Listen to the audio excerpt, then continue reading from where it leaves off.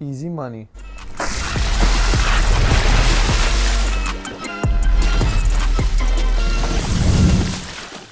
What's up guys, Vinny here with SneakrTweakr and welcome back to another video. Today we have our first impressions review on the highly anticipated Nike KD16. Now this one looks pretty similar to the 15 as far as aesthetics go, but there are a few key differences and let's take a dive into it and see what those are. Starting off with the traction, the Nike KD16 also has a multi-directional traction pattern, which I'm really not surprised, just the way KD plays.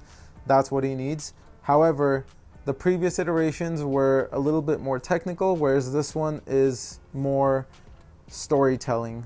In this colorway specifically, it's a translucent outsole. This is a New York versus New York colorway. It's a launch colorway. And the tread is just a bunch of gears. And I don't know if that's just iterating to KD's time coming up in the league or whatnot, but he's up there in age. He's gone through quite a bit of injuries and pretty serious ones at that. So as far as just the storytelling of this traction pattern, don't know what it could mean, but that's just the most logical thing for me. As for how I think it's going to perform, I think it's going to perform pretty well. The tread in itself seems pretty soft, so I don't know if this is a shoe that you want to take outdoors. However, the KD shoes have maintained more of a medium price point as far as high-end signature lines, and that's honestly kudos to KD for really not shooting up the prices on his shoes. They're really comfortable and have performed really well as far as his line has gone for as long as I can remember. The KD line is really solid, and the traction pattern in this model as well I think is going to be great.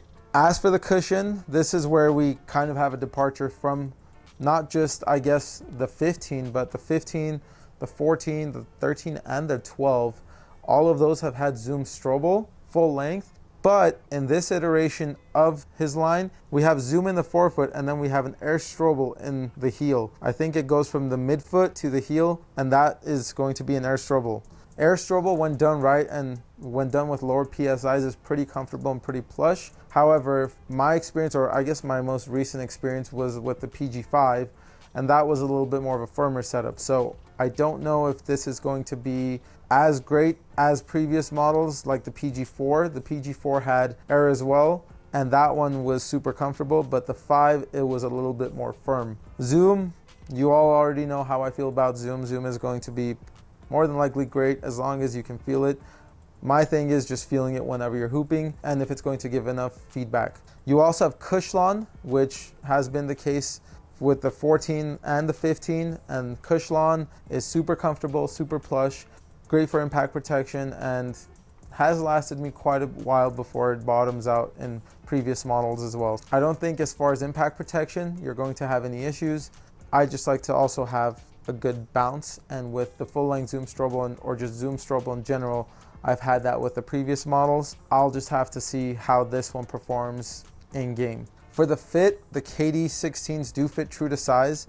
Now, the 15s were also true to size, but it took me a little while to break those in. With the KD15s, I really couldn't go up half a size because there was already an issue with heel slippage. So I decided I was just going to play through it, no matter how painful, and then hopefully eventually would open up, and it did. So that was good to go. Now with this, I don't think that there's going to be that issue. On top of that, where your heel is, it looks like it's a lot more locked down than the 15s. As for the materials and support, the KD16s are a little bit beefier than the 15s.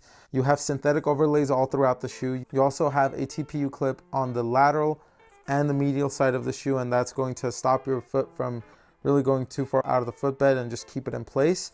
You also have the TPU midfoot shank, which again, it's part of the storytelling design with the gears, and that should help with torsional support. The rest of the upper is a lightweight mesh, and for breathability, should be good. And with all of those overlays, you're going to be pretty secure in the shoe. As for the price, the Nike KD16s in this New York versus New York colorway is currently going for $160. Now, I don't know if that's because this is an NRG colorway or if the KD16 is permanently at $160. Hopefully it retains its $150 price tag, and it's just because this is an NRG colorway. For the weight, the KD16s, they feel pretty close to what the KD15s were. However, as for the actual weight, they are 14.1 ounces.